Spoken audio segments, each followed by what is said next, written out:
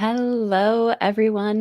Welcome back to the channel. Today, we have a different kind of live stream, one that is a little bit of a party because we're celebrating the release of Darktown by our very own Palmer Pickering.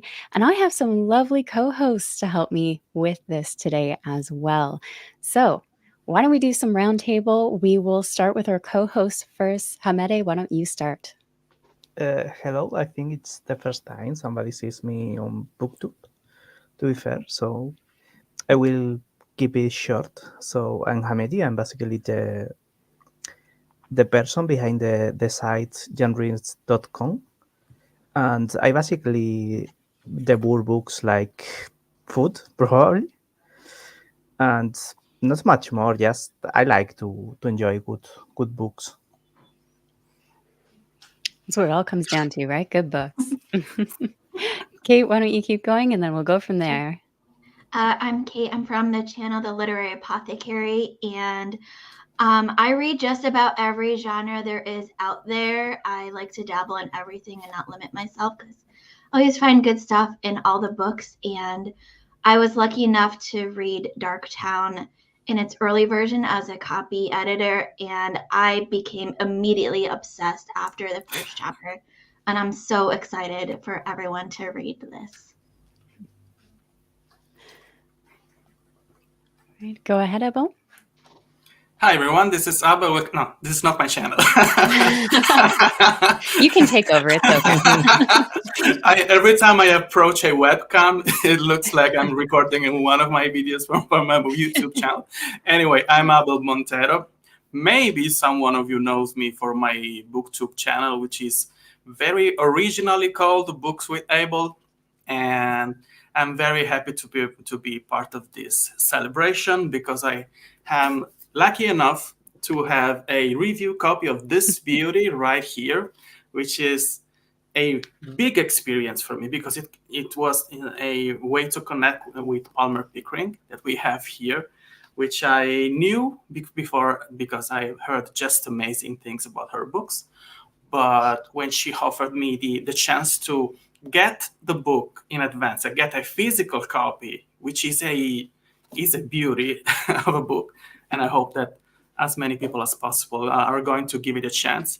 I jumped on the occasion, even if the poor book had to travel all around the world to get here in Sicily. But yeah, I'm a reader, I'm a booktuber. I'm actually an author in Italy. I've published 9 science fiction and science fantasy books.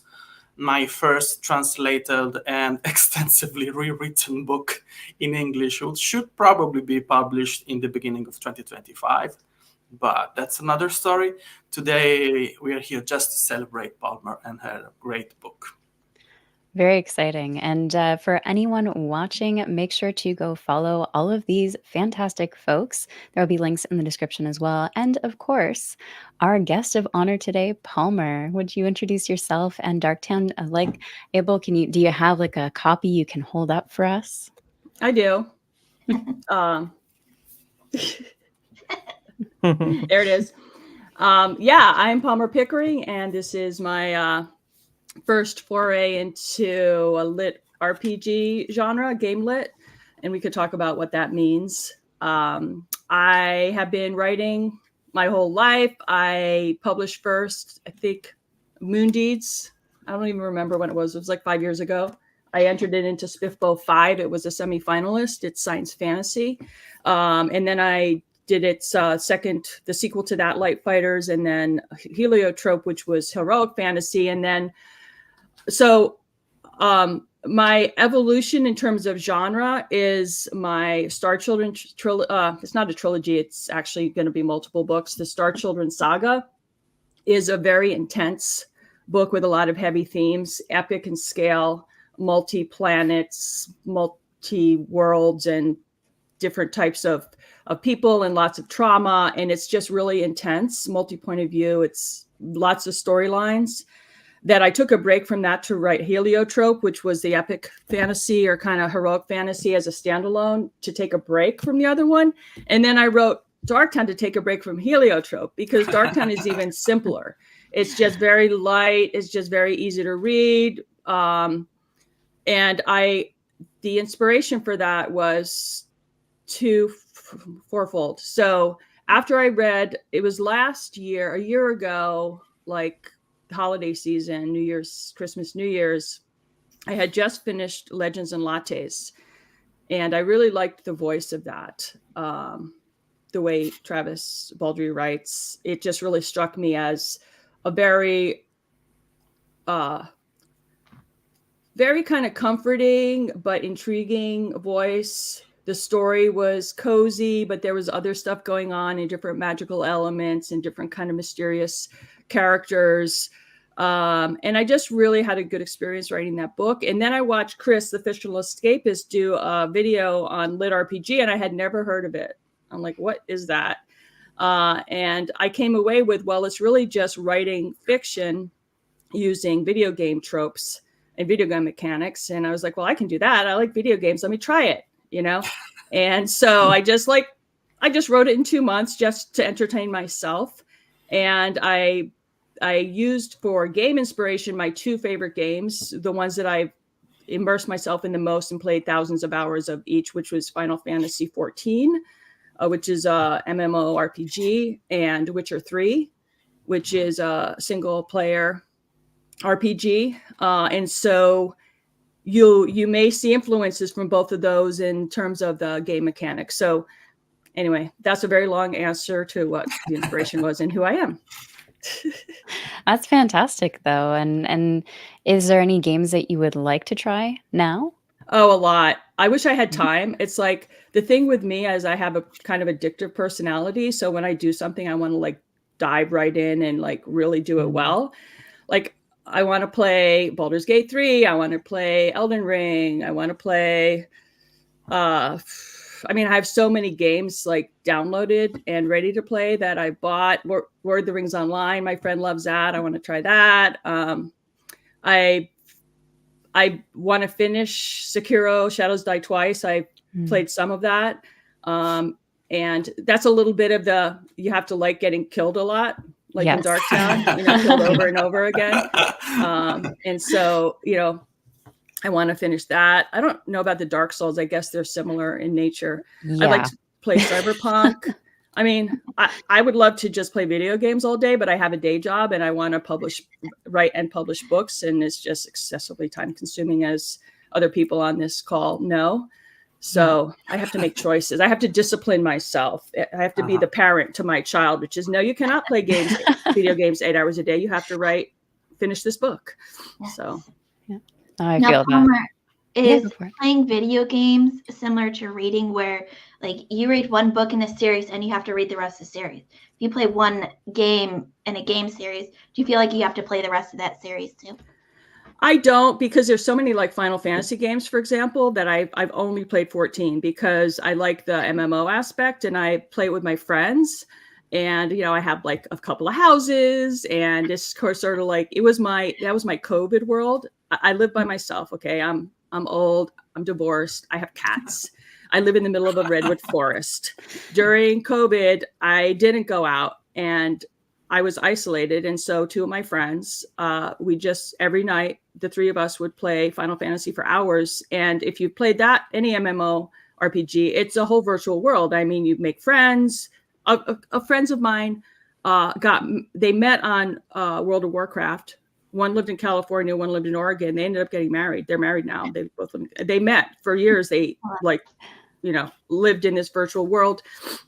So you really can have a social life. I mean, like Final Fantasy has like parties and DJs at night, and you can travel around to all of it. It's just crazy, right? So that was my COVID world. But no, I didn't feel like, I'm curious about the other Final Fantasy ones, but there's like, how many of them are there? Like 16?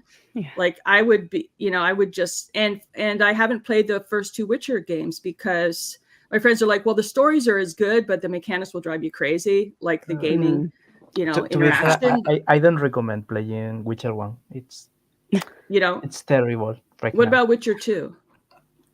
Kinda. So something people probably don't know about Hamdi.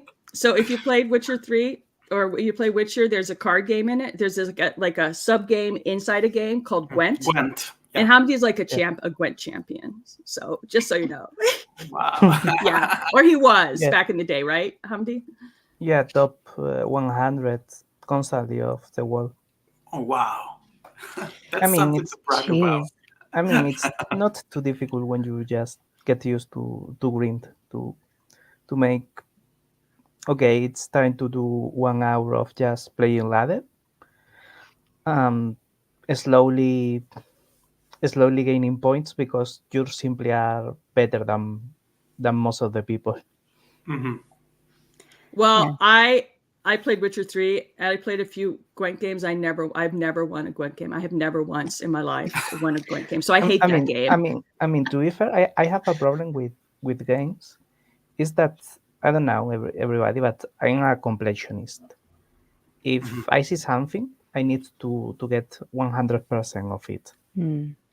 So for me, it was just a part of the experience that later got uh, got its own life.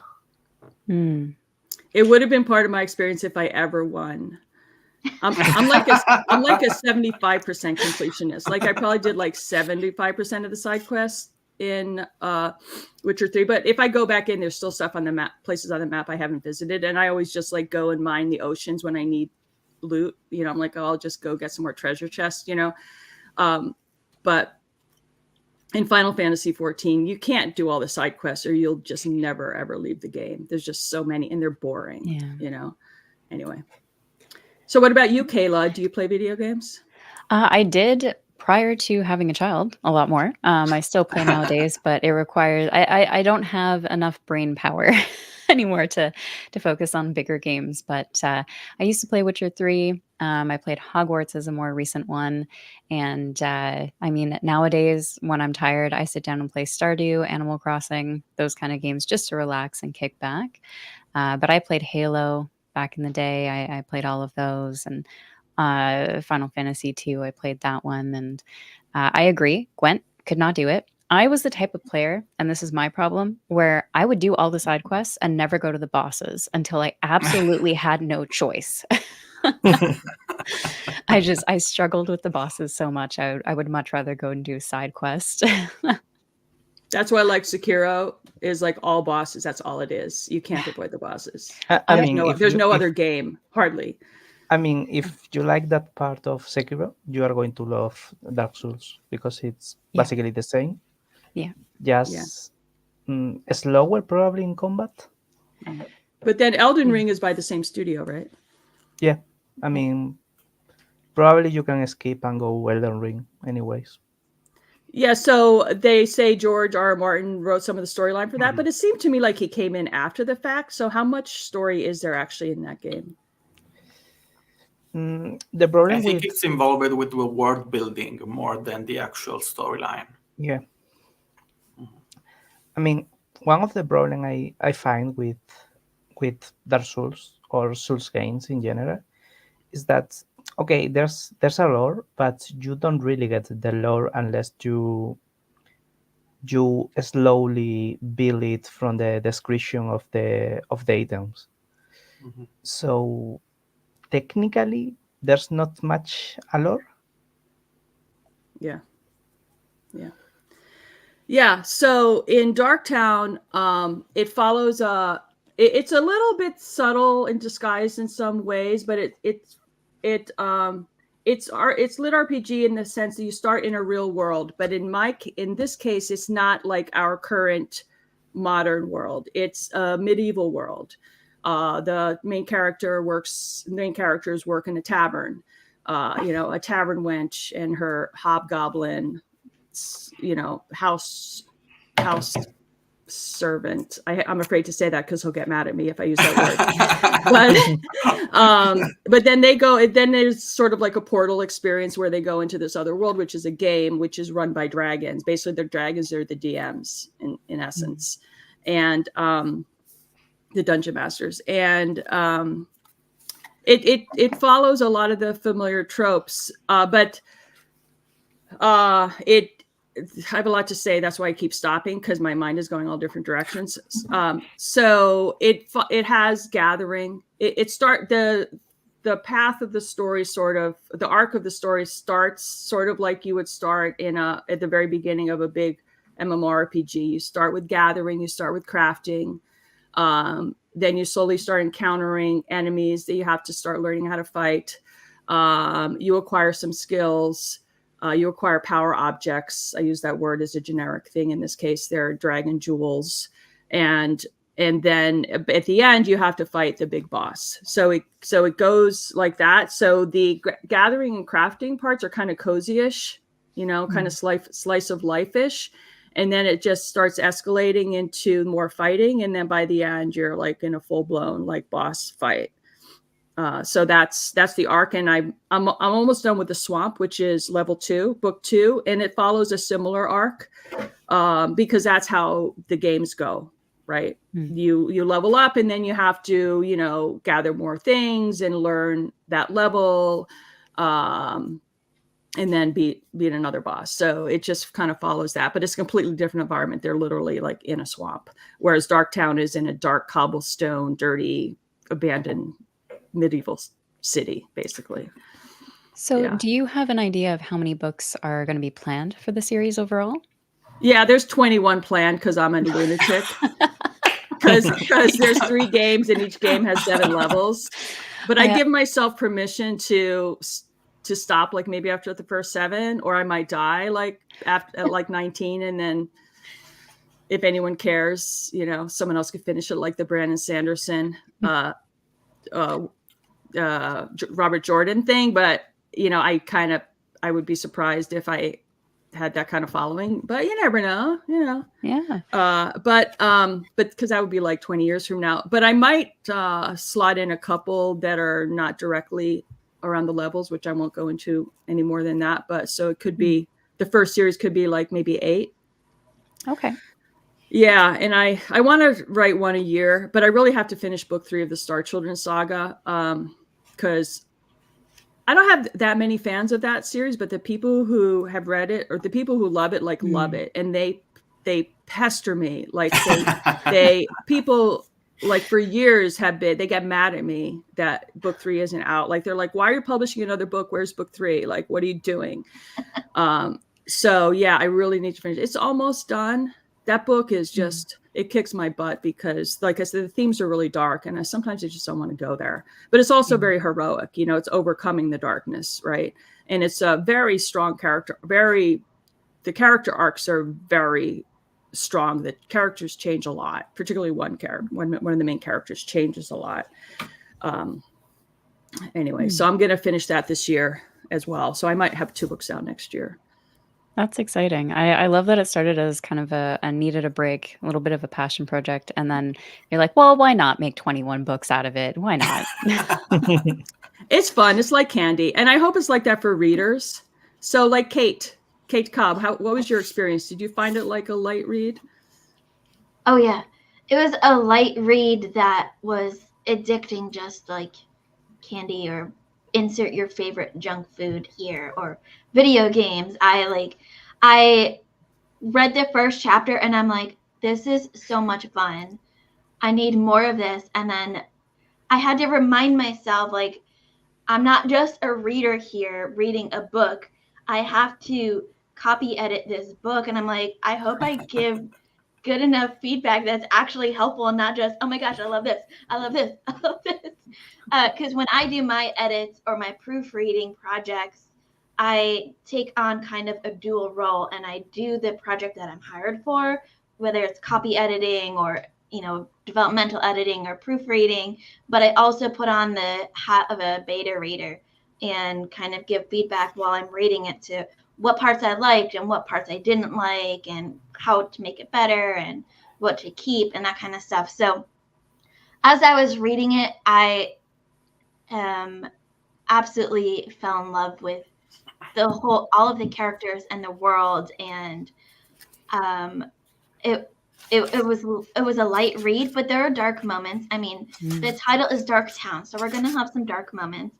It's a video game, it's a lit RPG. So, you're going to have some of those moments where you're on the edge of the seat wondering, you kind of get the idea that, maybe you know where it's going to end up, but you don't know how it's going to end up there.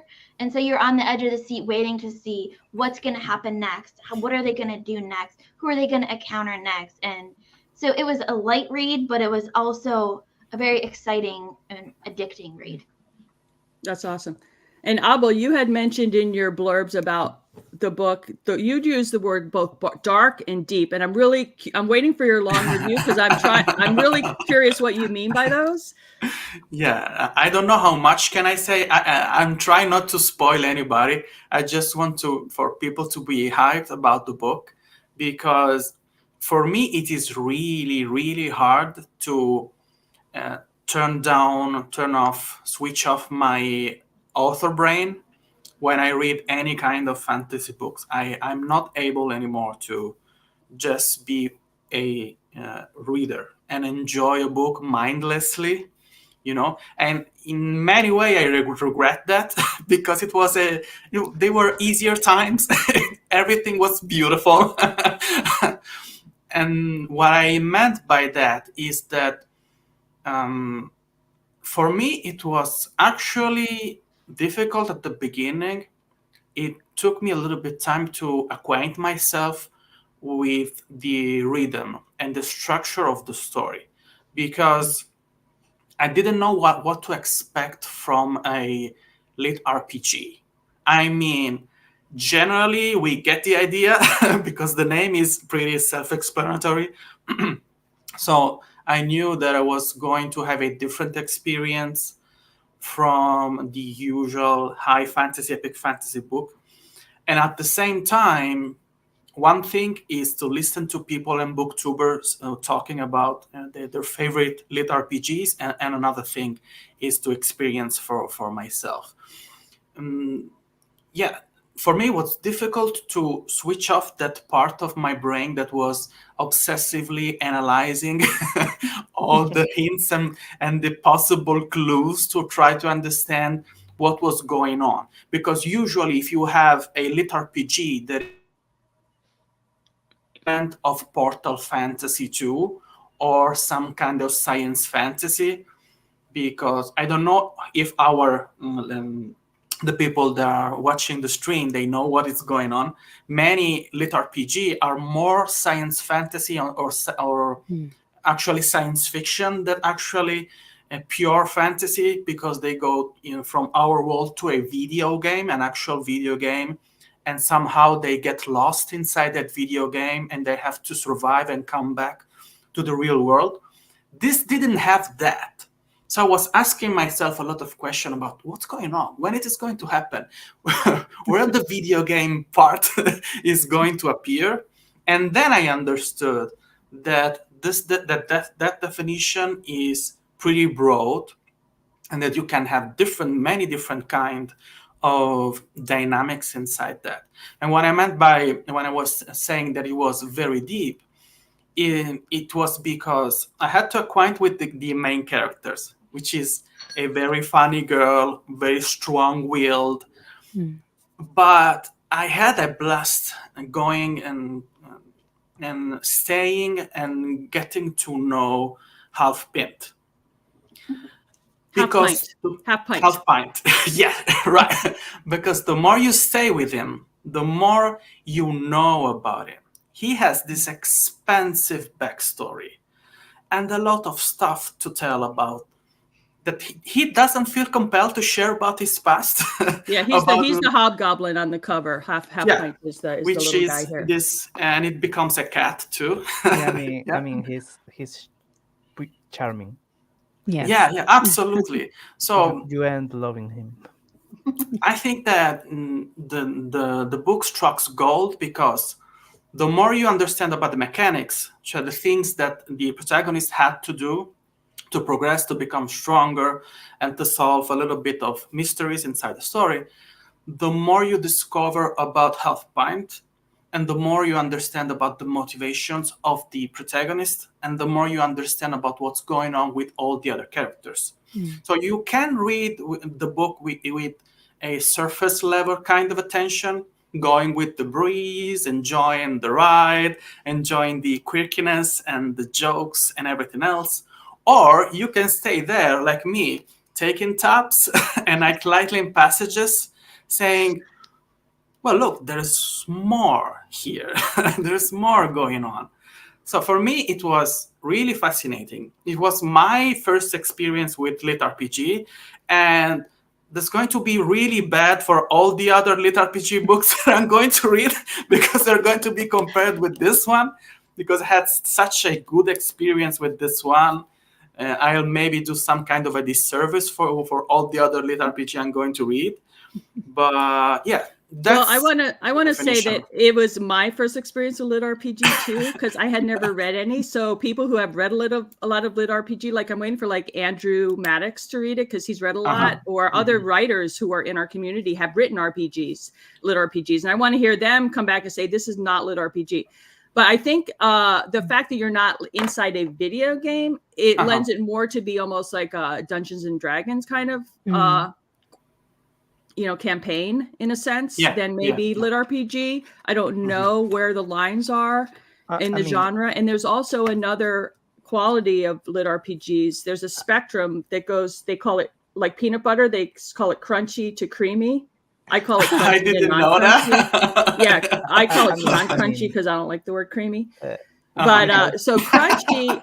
So if you read, so I've read some lit RPG after I wrote this to say, oh well, what am I really calling it? Like, what is it really lit RPG? So I've read a bunch, and the crunchy kinds are the ones that post the stats. You've leveled, like ding ding ding, you've leveled up. You now have hit level, blah blah blah, and you buffed this skill and da da da. And they do that, and they either do it at the beginning of a chapter or the end, or they do it throughout. And I personally don't appreciate that. I find it disruptive, whereas apparently some hardcore gamers just love that. So I don't have any of that. Like there is leveling of like the dragon jewels are clearly things, and there are levels in the game, and you do get better and better gear, but I don't quantify the value of the strength. There are other things that add strength and that buff, and you'll find more of that in the swamp. But that's more like kind of Witcher-ish, the way his stuff gets enhanced, gear gets enhanced and stuff like that. So it's the total non-crunchy kind. There's none of the stats. I almost published stats in the back because I kept track of certain things, like what gear they had, what jewels they had, what powers they had, what powers they lost.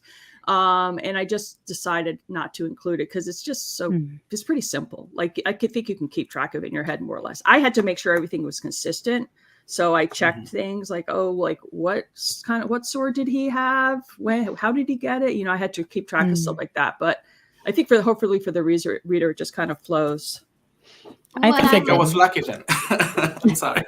Okay. I was lucky, because as an introduction to the genre, this is really approachable. Maybe if I were going to read something with stats inside the book and keeping track of those, being an epic fantasy or sci fantasy or science fiction reader, it would have been so much more harder to get attached to the story. So yeah, you can use that with the readers. An introduction to lit RPGs. Yeah. Hamdi, have you read any lit RPG? Yeah, because I was to pinpoint an example, which is Dreamer's Throne by Seth Ring, which basically the character levels up. And it's not something surface. You gain points of experience. You get to choose between this and this. One of the problems I see with pure lit RPG is exactly that sometimes it breaks your immersion into the book because it feels too artificial in comparison with progression. Also, the other thing I was going to comment is when you have made the comparison with D&D campaign, actually there's a moment I don't want to mention, but it really feels like a D&D with your DM punishing you for doing something they don't want to. Because it's like, okay, this is the moment the pink piano has fallen over you because you did something they don't want to see. Yeah. Yeah. That's a spoiler if we talk about it too much, but yeah. Yeah, I know. I mean that's why I'm not being concrete. Yeah, but but I know what you're talking about. Yeah, and those appearances, I didn't plan for that to happen. But then I was like, well, this is the Dragons game and they're dragon jewels, like, yeah, let's get a it's little insight into what's going on, they are the DM, so they can do that thing. Yeah. Also, this is something I wonder, but okay, you have a science fantasy, you have pure fantasy, and you have lit RPG. Do you plan to expand into more genres, or just at this point you think, okay, that's enough, I gonna stick to them? That's definitely enough. Like it's more than enough. I have 2 series now that I have to continue, and there's actually potentially more Heliotrope world books, and they are all contained within the fantasy or the SSF genre. I don't like horror, so I'm not going to go to horror. I really don't like pure science fiction, so I'm not going to do that. I consider Star Children Saga to really be fantasy first in a science fiction setting. But it's definitely science fantasy for sure.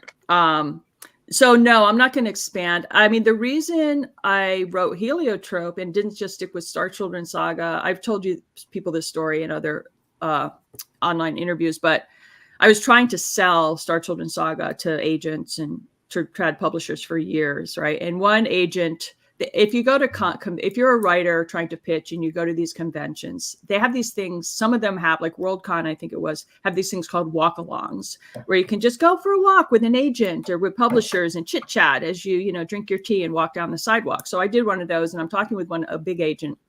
I was trying to sell her pitch Mundi. She's like, why don't you just like try writing something completely different?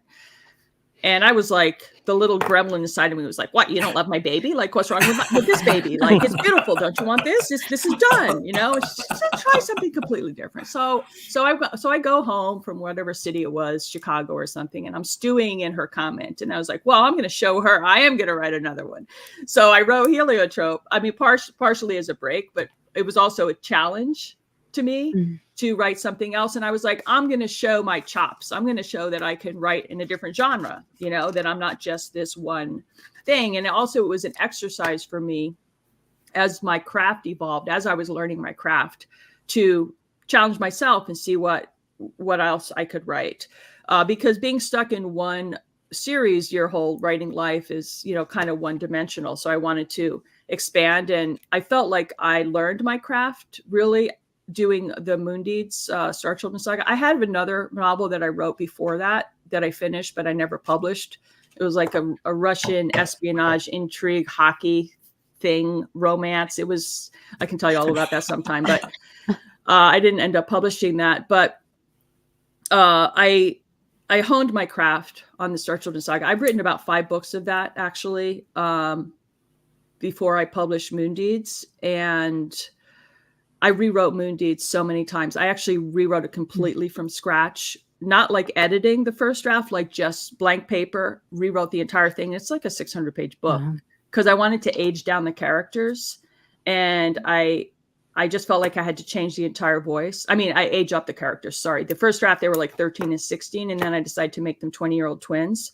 And so I aged up the characters. I made the tone a bit more adult because I didn't want it to be in the YA, slotted as YA, because I wanted to deal with these heavy themes. If anyone's read Light Fighters out there, you know what I mean. There's trigger warning stuff. It gets pretty intense. I wanted to deal with those themes in this series, so I didn't want it to be slotted as YA because then I wouldn't have been able to.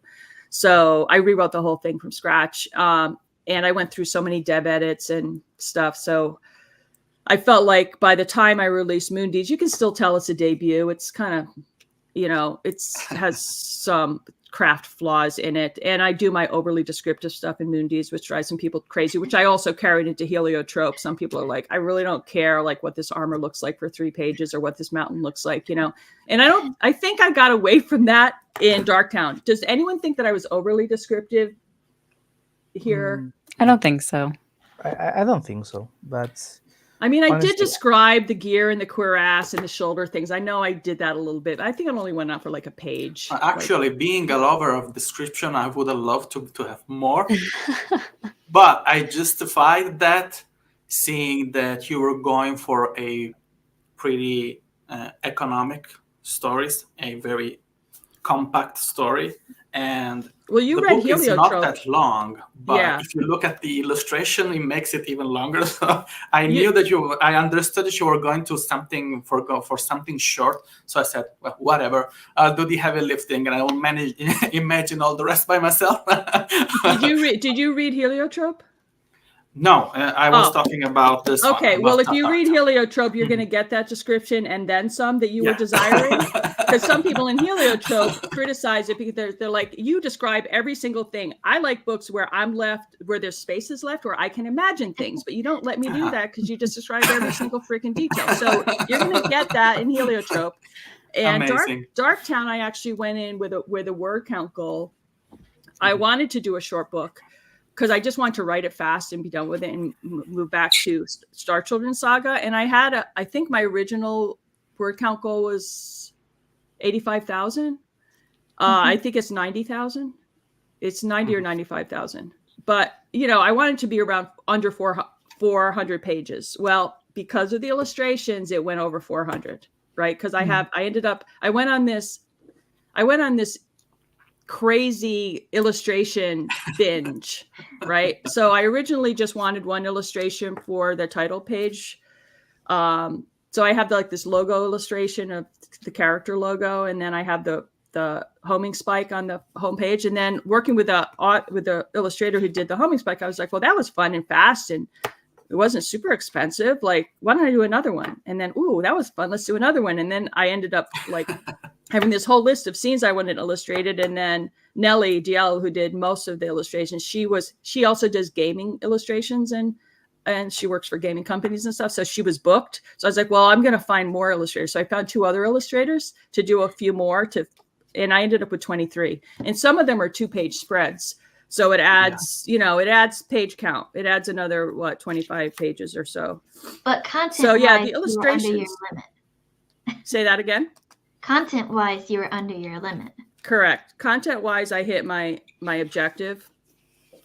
Here's the spread of the tavern where they're working in. Yeah. So I was a little hesitant about illustrations because I know I personally like to imagine a world myself. I really don't like to be shown what it is. So what I did was I put the illustrations after the scene because 1, I didn't want spoilers, and 2, I really didn't want to hijack people's imagination too much. So all the illustrations occur after the scene itself.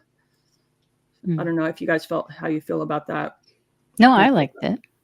I like how it looks. Actually, I think the Darktown book, I mean the physical edition, it's quite pretty in general because you have a ton of illustrations. They look so good. So I don't know. It's amazing to be honest. It's one of those books that I recommend to get the physical edition if you like this. Yeah, I told Palmer that I think that this is something that you really don't find in traditional publishing or self-publishing as a medium to share books, because there are limitations usually to produce this kind of physical edition. And authors that go for this amount of illustration, they usually try to back it up with Kickstarters, trying to reach fundings, trying to build hype about this. This is actually, aside the fact that it is a paperback usually, but if Palmer decided in any occasion to do a hardcover of this is something that it is on the level of production of stuff that we usually see going on Kickstarter. Because not only for the amount, but for the quality. I will tell you, 95% of those illustrations, they're cover worthy. They could be covers of many other books. They're not only from the the quality on the artistic standpoint and as a narrational device, they're so top notch that I really cannot believe that a book like this exists in this way, with that amount of effort and with that sweet balance that you hit between the illustration and the narration. It was a smart choice to put all the illustration after the fact, so that you don't spoil anything, because in a way it enhances the experience. It makes it more fleshed out. It enriched all of the description that you don't have on page, you have on the illustrations. So it was a win-win for me. Thank you. And Abel, if you guys probably don't know, but he's an art director also in his real life. So advertisement. So I respect his opinion. Well, and we have Tim here. Sorry, Kate. I'm just going to highlight Tim's comment here.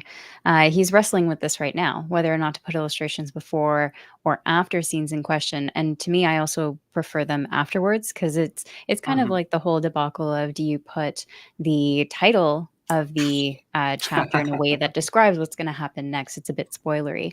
So I really liked it coming in after. Sorry, go ahead, Kate. I was just going to say that, the illustrations are also in the digital Kindle versions too. They are, and if you have a color reader, you see the illustrations in color. Right. So if you not to push away sales from the physical editions, because they are beautiful, but you still get that same experience. If a lot of people can't afford to buy paperbacks of all their favorite authors and Kindle, or some people prefer to read digitally versus physically. So I just wanted to throw that out there for people that might be watching this, that more of a digital reader. You still get that same experience reading it digitally than you would in physical copy. You don't get anything less in the digital copy than the physical copy. Right. And if anyone gets the physical copy or has a black and white e-reader, you can load like Google Books or whatever on your PC, and you can open it there to see the illustrations large and in color if you just want to see what they look like in color. I couldn't afford, like, printing a full book in color is like so ridiculously expensive. I think the books would have been like $50 or something. And I'm like, forget it. Like, that ain't gonna happen. I think you were going to lose something. I know that that's a personal. Well, I sent you the ebook. You open it on your computer and you look at them and you tell me what you think. Yeah, absolutely. But on the classic experience of the book, we expect the illustration to be black and white. Of course, if you have it in color, if you have even on a tablet or on a phone, they will look absolutely amazing. But I think that it gives you that fantasy vibe, that old style. And by the way, kudos to you to make the illustration available on the Kindle edition, because people don't really understand how difficult that is to make them look good on the Kindle edition and to make them work properly, because it is very, very hard to produce a Kindle edition when the image, they don't go in the wrong position, they disappear, they have the wrong resolution, they don't look good. So well, that was my that's amazing. Who did that. But what you'll notice is for the 2-page spreads, which are basically landscape in terms of layout on a typical e-reader, they're small. They're really small, right? Because they're horizontal on a vertical screen, but you can tap them and you can zoom into the details and stuff, so you still can see them bigger if you want. But yeah, it was fun. I had so much fun working with the artists. It just was a joy for me. I am really curious, because this is something I've seen other authors do as well, is they take that artwork, the illustrations they've had done, and put them into art cards to sell for anyone who might want to put them up on their walls who actually really enjoyed them. Is that something you might consider down the road? I might. Typically, the way I work with illustrators is the illustrators actually still own the copyright to the art. And so I go to a lot of fantasy and science fiction conventions. And for the last few years, I worked at the art shows, because normally I'm such an introvert. I usually go by myself. I'm like, oh, I'm so bored and lonely. Like, so why don't I just work at the con? So I started working at art shows. And what I learned is that the artists, cover artists like Waylon or whoever, they own that art and they can sell the original and they can sell prints, right? Okay. So I feel that it's right, like fair to the artist that they can actually own the art itself, but I commissioned it, so I have the rights to use it related to my book and publishing my book and promoting my book. Now, in terms of printing and selling cards, ethically, I would want to talk to the artist and say, hey, you know, how do you feel about this? Do you want to do it yourself? You want to split the profit? I don't know, because these are original. All of these are original art. They're not. They all started with sketches. They're all hand drawn, hand colored. There's no AI. There's no photo collage. There's no buying 3D figures that someone else did, which a lot of the more less expensive cover art these days is done that way. These are all artists, and I found them on art sites. I found them on DeviantArt is where I found them all. And they are, talk about cost. I work with my whole team, my editorial team, my the artistic team. They're all over the world. I have people all over the world working on these books, and pricing for freelancers is all over the place. You can find really, really expensive artists, really expensive editors. You can find really affordable ones, and I found that quality does not necessarily equate to the price, and the quality don't match. Like some of my best editors are, you know, really affordable. And some of the artists I found are very, to me, they're affordable because they're in different economies. You know, one is in Chile, one's in Poland. Right. My cover artist is in Serbia, and Nellie Dale, she's in Germany. And Nellie Dale, she cranks them out so fast. She'll turn those around like in a day or two because she's a machine, and she does so much art for games and stuff. She's been doing her whole career that she's just really fast at it. Whereas Sebastian, he's a little newer, so he would, you know, take more time and get into details. And the other one, the one who did sort of the cartoony happy art, he was Van Harmont, Claudio Vidal in Chile. He's also like a pro. He's got a very large portfolio, and he did his fairly quickly as well. But anyway, it was just fun. I don't know. I'm rambling now. If you want to bring it back to some coherent topic. Well, yeah. A question I love to ask for everyone, because this is coming out tomorrow, right? And for everyone who's excited to read it, what do you hope they walk away with?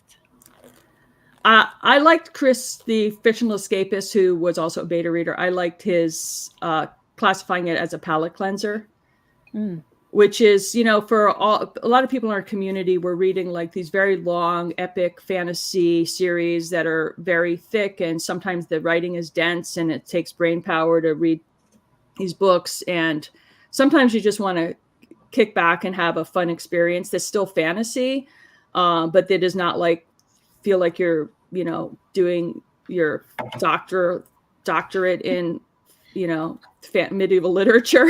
You know, you just want to have something enjoyable to kind of clear your mind and get onto the next big, you know, tome. So I feel like it's a relaxing, fun palate cleanser, but also for people who play video games, you'll see kind of some of the mechanics you'll recognize. You'll go, oh yeah, that's like such a tank thing to do, you know, kind of thing. I just want it to be fun, really, but not so light that it has no flavor, you know. So there you get into the deep and the dark parts where there's still something you can sink your teeth into, but it's not so deep that, you know, it traumatizes you or you have to think about it for the rest of your life. I think you struck a happy balance there. Can confirm. I mean, there's something that, at least with Heliotrope and Darktown, that's I find your prose in some sense similar to Sanderson in the sense that it's really accessible. You can just devour page, and you are not getting let's say that you are not as tired as with some other big epics or high fantasy that you need all your brain power to push through. So in comparison, this kind of book it's really good as palate cleanser, and actually it's really fun to read because it not only has the game elements but also has some darker moments, some cozier, and also really there's a good amount of fun, especially with Halpint. Halpint is Fine. probably We have the same my problem favorite character pronunciation. at this point. Yeah, everyone loves Half Pint. Yes. I loved him as I wrote him because I got to know him also as an author. Like, you discover as you write, his story and who he really is and their relationship and stuff. It was a satisfying kind of character to write for sure. And I have a I like, question about that. yeah. Yeah, go ahead. Because you have been writing different subgenre inside the SFF broad scope of things that you can produce. It's one question, but it is also two, but yeah, forgive me. So how did your mindset changed when you were writing different things? Because the Star Child saga, I think that it is the first trilogy in a way concludes an arc. Heliotrope is a standalone, while this is part of a kind of an episodic format, because I don't know how much I can say. I hope I'm not spoiling anything, but in the first page here, one of the first pages, you have the titles of what I suppose are going to be other episodes of this story, other volumes.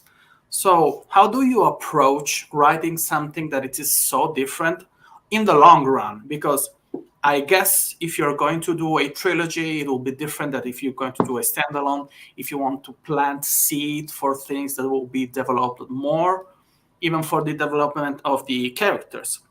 So, do you have a hat that you use when you do the Star Child trilogy, a different hat that you use when you wrote Heliotrope or the subsequent book in the Heliotrope universe? How does your brain change when you try to write stuff that it is so different for the rest of the things that you have done? Yeah. Well, I tried writing The Swamp, which is book 2 of this Dragons game series. It's Tales of Temerity is the actual title of the series. I tried writing that and Anaximedes, which is book 3 of the Star Children saga. I tried to write them simultaneously. Like I was like, well, I'll write Dark Children in the morning. I mean, Dark Children. Wow. Another book. Yeah, Star Children, which is sort of true. They are dark. They do turn into Dark Children. Star Children in the morning and, the Tales of Temerity at night. That did not work at all because I really have to get in a headspace of the worlds and the characters, particularly with Star Children saga. I need to really be deep into a zone with them because my goal with that series was to be really, really immersive, where you lose track of your own life because you're so deep in this other world. Something that I really like when other authors can do that for me. I was trying to kind of emulate that experience. Authors who do that for me, who have done that for me, are like Robin Hobb and Robert Jordan, really pulled me into their worlds, and I wanted to be able to allow readers to have that experience with my book. So that was my objective with Star Children saga and Heliotrope 2 to an extent, but more so with Star Children saga. I really am trying to actually almost make you hallucinate, like get into a different brainwave pattern. Because I was reading this article about how when they were measuring people's brainwaves when they read fiction, and for some fiction, it would actually pull you into like alpha state or something, which is sort of like a half awake meditative part of the state of the brain. And it actually pulls you into like the dreaming state. And there was also the famous quote I like, something about like the job of an author is to entrance your reader. So I was really going for really entrancing you with Star Children saga. Whether I achieved that or not is highly questionable, but that was my goal. Can Really? confirm. I read Moonbeams, and like I'm a reader that I read multiple books at one time. So I usually jump from like I read a chapter in one book and then I'll go to another book and read a chapter there. When I was reading Moonbeams, I was sitting in my reading spot and I'm like, okay, let me get in a good chapter here and then I'll go and do something else, get something done, and then I can come back. There was at least a few times reading that book where I sat down to try to read just one chapter and I looked at the clock and several hours had gone by and I was still reading that book. So can confirm, totally got lost in a good way reading Moonbeams. That's awesome. Thank you. That's why I wrote as descriptively as I did, as I was trying to really like get you so you felt you were in the world, you could smell it, you could see it, you knew it. And the technique I used with that book, that series, is also heliotrope, is I fully describe a scene, a setting, right? Like to the nth detail. So you know what a heliotrope, what the tower looks like in heliotrope, you know what the moon looks, smells, feels like, you know everything about it.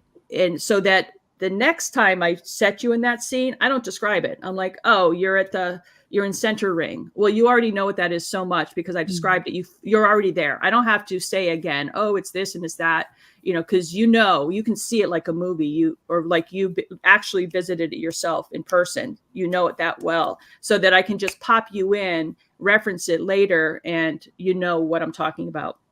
So that's one of the reasons I am so descriptive, so that later when there's some big action going on, you just know exactly where you're at. You exactly know the dynamics of what's going on. Whereas Tales of Temerity is, you could say it's plot driven, whereas Star Children Saga is really world building driven and character driven. Heliotrope, I think, is character driven. This is plot driven mostly. It has character in it because otherwise to me it wouldn't be very interesting. But it's these plot beats, they go, the chapters are like 5 to 7, maybe 9 pages long. I do that on purpose. Whereas Star Children Saga and Heliotrope are like, oh my God, these chapters are like 40 pages long. I'm listening to it on audiobook and it's like 2 hours for one chapter. What are you doing to me? People complain about that. Whereas here, there's an audiobook coming out too. The narrator is amazing. I'm so happy. Lindsay Dorcas. It's ready. It's submitted to ACX, which is the Kindle thing. I'm waiting for their quality team to approve it. So it probably won't be ready on Monday because I had some issues. There was a bit of a delay. That'll be out probably sometime next week. It's going to be Kindle exclusive to start. And the ebook is also Kindle exclusive, and that means it's Kindle Unlimited. I did go. I'm going off on topics of wide versus Kindle exclusive, just for other indie authors out there. I went wide. Star Children Saga, I went wide. I had a audiobook for Moondeeds, which I've since pulled from production for various reasons. We can go into that if you want, but I went through what's now Spotify. It was Findaway Voices, so you could get it anywhere. And I also put the ebook on Ingram, so you could get that anywhere. I've tracked the readership and the audio listening. It was mostly on Kindle, and you get a much higher royalty rate if you go exclusive. So I decided to go exclusive at the beginning for Heliotrope, and for Darktown, if it gets wildly popular, I can go wide. I can change it and make it be available everywhere. But anyway. Well, I'm in the bandwagon here because I've been wanting to bring these up for a little while, and I'm being selfish as a host, so thank you, Simon. Apologize. But yes, Heliotrope was a masterpiece, and I am in the same bandwagon as Daniel here. Please more. Thank you. Yeah. The next book for Heliotrope is called Stone Guardians. I know what it is. I just haven't written it yet. And I don't know when I'll get to it because I really have to make progress on Star Children Saga. Yes. So I'll do Anaximides next and The Swamp, and then probably book 3 of Tales of Temerity, and then probably book 4 of Star Children Saga, because it's going to have at least 2 trilogy arcs, if not more. The first trilogy is the whole Moon saga that gets wrapped up. But then they go to Muria, Delos, these other planets that get introduced. You learn a lot more about the the universe and the lore and the star people in book 2. Not many people have. Light Fighters hasn't gotten much love. There's quite a lot of ratings in it because I went with this. I hired a publicist in India, and so I think some of them are like fake. I don't know. I'm not going to do that again. I don't know, but I don't have a lot of readers for this book. But the people who have read it, they actually like it more than Moon Deeds. It's much more action paced. There's a lot of suspense. The beats are much quicker because I've established the world. Like what I said about description, like I don't have to re-describe Periodome anymore because you really know what it is. So it's all really plot driven and action. In fact, people complain there's too much action. They're like, oh my God, what you put these characters through, like it's just so much. So, but anyway, I don't know why. Oh yeah. So Anaximides, I need to wrap up because people really have to find out what happens with one of the bad characters. It's just too much to bear.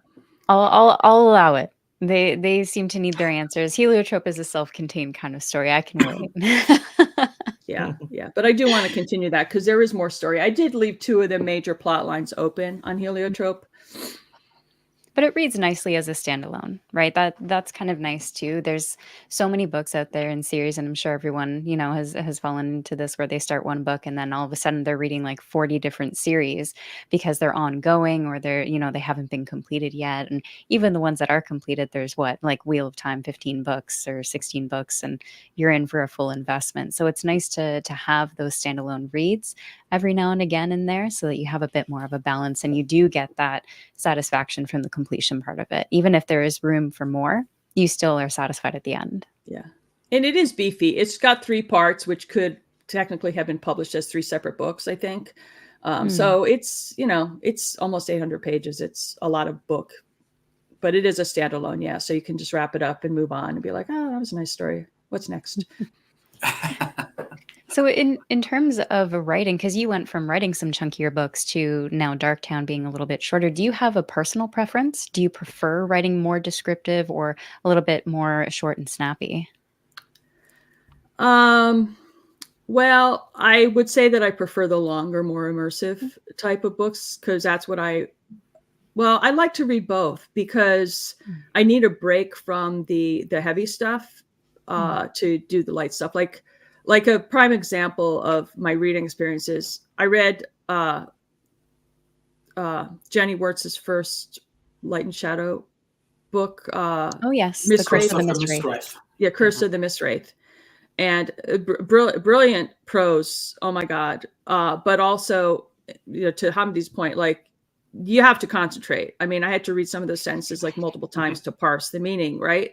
So my brain was like tired. And so then I went to Jade City. I had never read Fonda Lee. And I was like, oh God, this is so easy to read. What a kind of relief, So I kind of need the same thing with my writing. I don't do the prose, heavy prose like Johnny does and at all. I am purpose, when it's window pane. I learned window pane prose, and which is easy to read. You don't when you're reading window pane prose, you're just reading the story. You're not looking at the prose. You're not saying, oh wow, this is a beautifully written, description. Or sentence. You're just reading the story and seeing the story clearly through a clear window versus, through maybe a stained glass window where you're analyzing the beautiful colors and pattern. And I do that. I write that way on purpose. As I write a sentence, I'm like, well, was that easy to read? Like, can I read this sentence that I just wrote in one take? If I feel that the reader has to go back to read the sentence again to understand what is written there, then I try to clean it up so the reader doesn't have to do that. Once in a while, I'll throw in more complex sentence structures. And once in a while, I'll throw in a word that you might have to look up in the dictionary just for fun. But I typically try to keep it where it's just a straight through read and you don't have to stop and try to parse a sentence. I do that on purpose. I can write purple prose if I wanted to, and it's a fun thing to do. I used to write a lot of poetry, but I want the reader to have a relaxing time because the story itself can be intense enough for me. That's just my preference. as a writer. But I like having the mix, actually, Kayla. I like having a really heavy one, and then I like having a light one. Right. Yeah. Your own palate cleanser then. Exactly. And plus, it's a lot. I'm learning when I first tried to sell my tomes to. We can go off on word count and what agents and traditional publishers will tell you, and they'll beat up, authors trying to pitch. Oh, it has to, like, no one will ever buy a fantasy book over 400 pages, so don't even pitch it to me. And then they'll turn around and publish like 1,000-page book, and you're like, you just lied to me, But I think what they really mean is it's a big risk and a lot of work to publish a debut author with a long book, because I can tell you the amount of work that it is to publish Heliotrope versus Starktown, which is literally half the page count. This was so much easier and faster. I mean, and cheaper. I mean, it was just like a delight. I'm like, oh my God, because I have to read the manuscript like a dozen times at least myself. Yeah. And after like Star Children Saga and Heliotrope, I have to read this again. It takes me like 3 weeks to go through those. Whereas this, I'm like, oh, I could knock this out in like 4 days. I'm done, So there is something to be said for short books. Laura is right there with you. Yeah. So, but I'm going to just fetch a little bit again about agents and trad publishers beating up debut authors about word count. Like, don't listen to them. I mean, I just got so mad because I really kind of changed a lot of Moon Deeds because I was trying to hit a page count. Yeah. And then, I look back, I'm like, why did I do that? Like, for these people, they're just people like me. Like, what do they know that I don't know? Like, nothing. In retrospect, I'm like, they didn't know what they were talking about. And like, the same person multiple people who have told me that have also gone and published or edited or written much longer books. So I'm like, that's very hypocritical. And I don't appreciate you, imposing this artificial page count. Again, it is simpler to publish and to it's a less risk. So I get that. If that's what they told me, then I would be like, okay, cool. I get that. But to say no one reads or would buy thick fantasy, I'm like, have you not read Name of the Wind or Game of Thrones or, Lord of the Rings? Like, where have you been? What are you talking about? This is fantasy. I mean, you have the first binding, for example, which is a chunker. Yeah. It's a beautiful book. We have this fascination for big books, right? Yeah. I think people in this community love big books, but we might be a minority. I don't know. I love all kinds of books, but one of the things I was thinking about, Palmer, when you were talking about agents and saying, like, no one will read big books, we can't sell big books. And I just kept thinking, well, that's not the right agent to appreciate the story that you're telling in your book. If they're trying to force a certain page count, different stories require different page lengths. And, Darktown is short and sweet and it's great, but Moon Deeds is a chunker, but it's equally amazing. And it's for me, when you were talking about that, I just kept thinking, well, this person's not going to give you their full heart in selling your book if they're trying to limit your page count because they don't appreciate what your book is doing in that page count that you gave them. So yeah, well, the other thing I realized, and again, to like prospective authors out there who are trying to get their first book out, all those people who told me that never read a page of my work. Yeah. It's hard, right? And well, the benefit, at least with publishing it yourself too, is you can tell the story you want to tell, and you can keep it as pure to what you had imagined. Right? You don't have to make alterations. You don't have to worry about those added steps in changing it. And, if Darktown was supposed to be about 400 pages instead of 1,000, let's say they wanted a chunkier book, you can tell the story you want to tell in the amount of time you want to tell it and the style as well. Because I've heard some feedback when people say, well, this trope is very popular right now, that we're looking for this trope or this, and some feedback I've heard from other authors. And I personally get tired of those tropes, right? When I go, the copycat tropes. yes, I feel bad, but when I go to the bookstore and I see all these books and I read the back and they all have the same tropes, I'm like, come on, give me That's something a why, little bit different. yeah, one, I love the freedom of being able to make my own decisions. But I really think the indie and self-published science fiction and fantasy community is driving the genre right now because of the freedom that we have.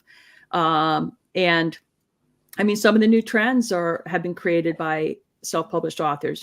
Again, Legends and Lattes, for example. Now everyone wants Cozy. Well, he was self-published. Now he did have a large following because of his narration work. He was kind of in the industry already, which helped. But look at Ryan Cahill, for example. Other authors who, we are allowed to experiment, and I think that's really good for a creative endeavor. Is to allow creative people to be creative and not to work within a preordained structure, right? I think maybe you heard the same kind of horror story. I don't know whose booktube it was, but someone was saying like now the traditional publishers are sending out basically pitches rather than the other way around. They're sending out their pitches. They're like, who can write a story based in an Arabian desert with, genies, with two characters and one is a love interest and blah, blah, blah, and blah, blah, blah, and blah, blah, blah. And then you get all these authors coming back. Well, I can do that. I can do that. I can do it. Okay. Well, the publisher just made the outline for you. Like you're just going to paint in the colors of a coloring book now. Is that how it is? Can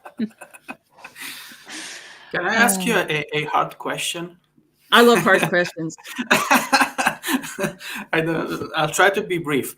And am I allowed to read a sentence from the book without spoiling any crucial moment? Sure. Can I do that? Yeah. Okay. So I liked a lot these sentences. I won't say who is saying this stuff to who. Okay. Yeah. But I think it is meaningful nonetheless, and then people will appreciate that. So there is an argument between two characters, and one of them, which is obviously the wise one, the one that knows most about life. The wise one? Compared to the others. Wise, so expert, we say. He said, yes, you're dumb, you're blind, you're deaf, because you're so wrapped up in your little lives that you fail to notice an entire other world humming and swirling and glittering all around you. If you would just open up your senses a little bit, you will see that you are missing so many things. Mm-hmm. So this sentence that this person is trying to push the other person to have a more meaningful experience with their life. It pushed me to ask this question. This is a pretty interesting theme about self-discovery, about awareness, which is connected to another sentences that says that getting lost in the labyrinth is the only way to get out, which is a beautiful, beautiful sentence that made me so envious because it's top notch. So I was thinking, how self-aware are you when you're embracing and woven themes inside the story? So we understand that this is supposed to be a light read, okay? So that you're not trying to push hard and pushing people to think about their life and reevaluating their life choices and all the rest. But how self-aware are you of the themes that are mixed inside the story, and how important are they for you when you write either other subgenres or maybe more heavy, theme-heavy stories like maybe Heliotrope or Distal Children's Saga? Yeah.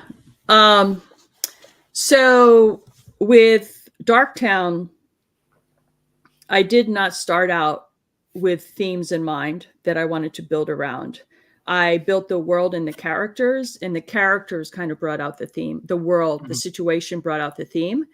And then those sentences that you read, like after I wrote them, I'm like, oh, that's a pretty good sentence. That's kind of deep, but I didn't go in with the intention to make that, if you know what I mean. It's sort of like the character said it. I'm like, oh, that's pretty wise. It's almost like for you writers out there, have you ever noticed the characters sort of take on a life of their own and sort of pull the story along, maybe in directions you hadn't anticipated, and you learn things from the characters? It's one of the funnest things about writing for me. I'm like, oh, where'd that come from? You know, like in Moon Deeds, like Gabira, she was one of those. I'm like, where did she come from? But she is fascinating. But no, so with Darktown, I didn't have any preconceived objectives for theme, except for the fact that when I play video games, I like video games that have some sort of story and meaning. I get very bored when it's just, like Sekiro Dies Twice, for example. It's just like, okay, I'm going to kill this guy. I'm going to kill this guy. The graphics are beautiful. The gaming mechanics are challenging. It's fun. But all right, so this is he's saving the prince guy. You kind of meet the prince guy. Like, there's not much of a story. Whereas, I like story.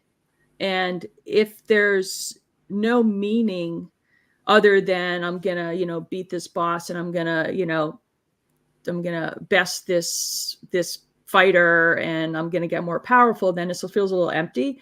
So I write in more depth to make it more interesting for me as a writer, and then for the reader, because otherwise it feels a little hollow and boring to me. So I try to, like, as I'm writing The Swamp right now, I'm always saying, well, how can I make this more interesting? How can I make it more meaningful? How can there be some sort of a character arc or some, challenge in here, rather than it just being a straight up fight, bloody fight? Like, how can I bring in some emotion and some struggle, some like emotional or philosophical struggle that they're dealing with, just to make it more interesting. Whereas with Star Children Saga, I went in before I even wrote it with a couple of main themes in mind. And so I'm writing around those themes specifically. So I can do it inside out or outside in. In this case, it was an inside out, where it started with the characters in the world, and I just built in some depth as I went, as the characters kind of revealed it and the world demanded it. No, I do appreciate that as a reader, for myself, where if it's just plot driven, my investment is mainly with the characters. If I am not rooting for those characters, if I really don't care what happens to them, then the story, my involvement in the plot itself starts to dwindle. So I absolutely appreciate that you balance the two in that regard, where yes, it does have those plot hitting moments and it is more plot driven, but you still give us those moments with the characters and their developments and their past, insight into their history and their personalities, and even where they're emotionally at in those plot and hard-hitting moments. That gave me the investment I needed to cheer them on, or like want to see them succeed and keep reading as well. So I appreciate that balance. So in terms of our chat here, folks, we will wrap up shortly. I do want to open the floor to the live chat. If they have any questions for Palmer, to pop them in. There is a bit of delay there. So what I will say is thank you to everyone for your time, for joining me, all the lovely co-hosts, and Palmer as well. All the links in the description to go follow their channels. Amede, I believe you have a blog where you post reviews as well. And for Palmer, there will be pre-orders for Darktown. Go check all of those out, and make sure you're following, subscribing to everyone, and they have fantastic content, so don't miss out on any of that either. And what in the meantime, I guess I did have a trivia plan. Did we want to do the trivia? It's relatively easy. It's only a few Let's questions. embarrass ourselves. All right. Let's end off with some giggles. So I try to make these as open and simplistic as possible. They are video game oriented. So I know we are mostly readers here, but I figure since this is a fantasy lit RPG, why not go on theme? So the first question, and this is for everyone watching live chat and here in in the chat, but which game series is notorious for its difficulty? And I'll give you a hint. It's made by Bandai. I mean, it's Souls, the Dark Souls, to be fair. Yeah. I mean, any Soulsborne, because technically you have to include Sekiro, Demon Mhm. Souls, and Elden Ring. Yes. Guys, I'm so old. I was going for Ninja Gaiden. I'm that old because it was notoriously famous because it was impossible to finish the game. Yeah, I'm that old. I love it. I'll accept both answers because that's just Thank precious. you. I love it. And obviously, this is for fun. There's no points or anything there. In terms of some history, what was the first video game released back in 1972? What started it all? Pong? That's it. Who misses Pong? I'm sorry to say, not me. No, not me. No, I'm sorry. No, I'm too story driven Yes. as a gamer. Oh, I have a suggestion for Okay. all of us people that we have to balance life and creative effort and all the rest. I'm a really bad gamer, so I usually get stuck and I have to go and search for answers online to try to unlock Yes. the game. But I usually prefer the story. So there is a channel called Little Gamers Playground that does a montages of the stories of the video games. So you have 6 or 7 hours movies long of those storylines, and you can enjoy the stories. And that's the way I followed the two Jedi Fallen Order video games. And they have amazing storylines, and you can watch maybe half an hour or an hour, like their TV shows, wherever you want. So for all the people that are not able to play video games by themselves because they're really bad like me, or that they have little time and they really want to follow the stories, go on that channel because it's a lifesaver. Yeah, That's funny. absolutely. It makes me think of how different gamers are. I actually work in the gaming industry and Uh-huh. high tech, and I was talking about how I love Final Fantasy and such about the performance of the PC, like during cutscenes. And some first-person shooter gamers like cutscenes. Like there are no cutscenes. It's funny. And I live for those. Yeah, we're all so different. Oh, I love it. All right. Well, we've got a few more trivia here, and then we'll jump to a final question from Kate and Amede if they have one as well. So the next question here, and for those who have just popped in, Joe, I think you just stopped in here as well. We're doing a bit of video game trivia, and the next question is: which video game console, released in 2006, pioneered the use of motion controls in its gameplay? I know. That one. Oh. I'm giving you time because I know. I have doubts, actually. Okay. I think it's the Xbox, the Okay. 360.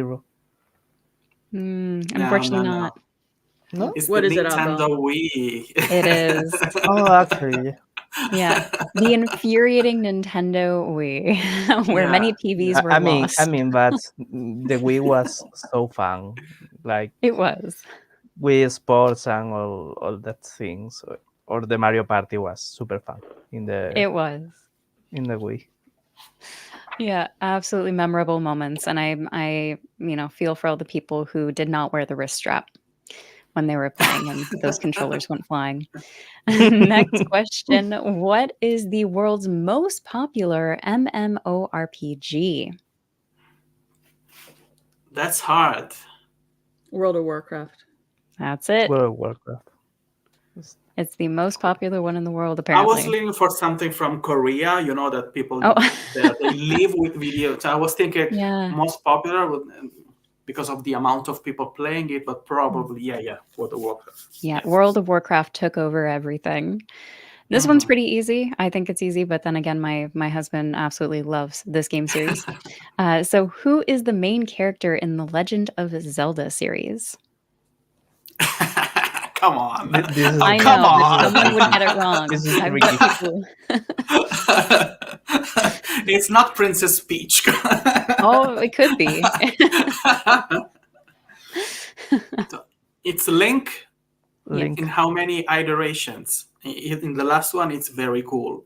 But I didn't really enjoy the one when he looked like a cartoon, Yes, yeah, those were I fun. like it. The DS the Nintendo DS Zeldas. Mhm. Those were really cool. Yeah, Really cool. you'd be surprised. I've actually had some people tell me Zelda, so yeah, I thought I'd put it in here for a fun one.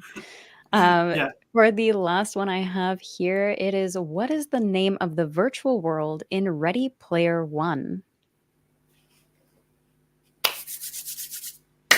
Anyone read that one? Kind of like a lit RPG there. Oasis. Oasis. Oasis. Oasis. Oh, you got them all. What did I want? I already have my signed copy, so something else, okay? Oh, come We'll on. give you bragging rights. Okay, I'll brag about it. Awesome. Well, Kate, why don't you go ahead with your question to Meta? If you have one there too, we'll close out with yours. Sure. Just a fun question for you, Palmer. For me, when I finished Darktown, I couldn't get rid of Half Pint. He has a permanent place in my brain now.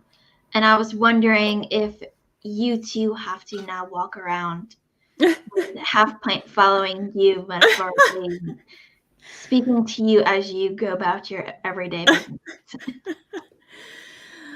Oh, well, I have 3 cats. So, he does shapeshift into a cat. And I do have his art, the art of him all over my house in various editions of the book. Yeah, he is a very sticky character, isn't he? He's almost like a Yoda-ish, you know. So yeah, he's A very near. sarcastic Yoda. Sorry, A very sarcastic Yoda. a very sarcastic Yoda. Yeah, yeah, he's near and dear to my heart for sure. Yeah. I'm pretty sure he had a more interesting life that Yoda. You know, Alf Pint. Yeah, he's amazing. I will never watch at my under the kitchen sink in the same way because Yeah, right. he spent so many time that when you read the book you'll understand what I'm talking about. But yeah, it changed my perception of my personal space in my kitchen. Yeah, so Half Pint was he's modeled after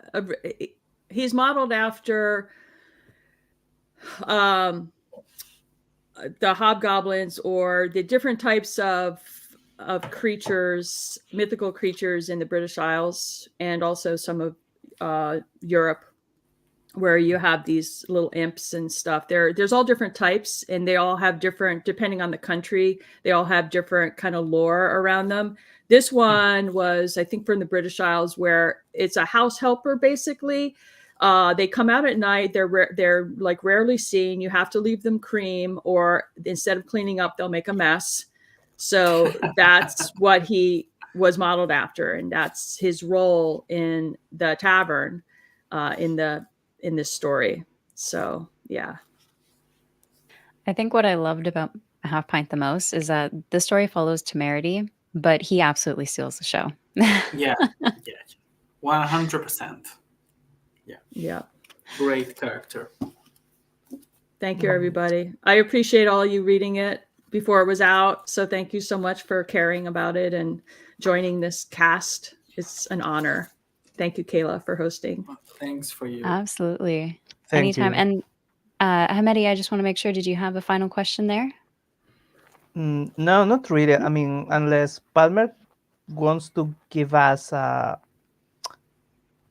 bit of a surprise, but do you have already any character written from the swamp, from the level 2, that you say, okay, this character is going to stay with the readers, or just online? Yeah.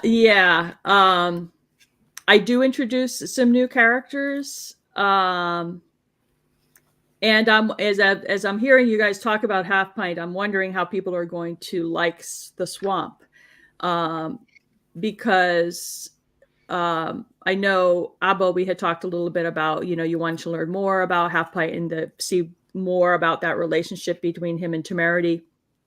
You get some of that in the swamp, but it's not the featured storyline. There are other characters, you know how you have like Avon and you have Elvin, and you get more of those kind of side characters. And there is another, you keep the foursome with the farm boys, the wheat farmers, and then there is another character who's added later on who you'll get to know. So you'll have to tell me. I don't know the answer to that question. A Half Pint is still a featured character, but he has to share the stage. It is the Tales of Temerity, after all. So we'll see how it's received. The beta readers in this call, hint, hint, Hamde, will have to tell me what you think if you want to do that again. Yeah, of course. Yeah. Awesome. Well, again, thank you so much, everyone, for joining me today and celebrating Palmer and the release of Darktown coming out tomorrow. For all of those watching, you still got time to get your pre-order in. And if you get it on a digital version, hey, it'll pop up right tomorrow morning. So you can start reading right in the AM. Right. And the audiobook will be out in a few days. I don't know exactly when, but... So something else to look forward to as well if you're an immersion reader or an audiobook lover. And as mentioned before, go follow all of these lovely folks online. Thank you so much again for partying with us, and we'll see you next time. Take care, everyone. Bye. Bye. Thank you. Bye.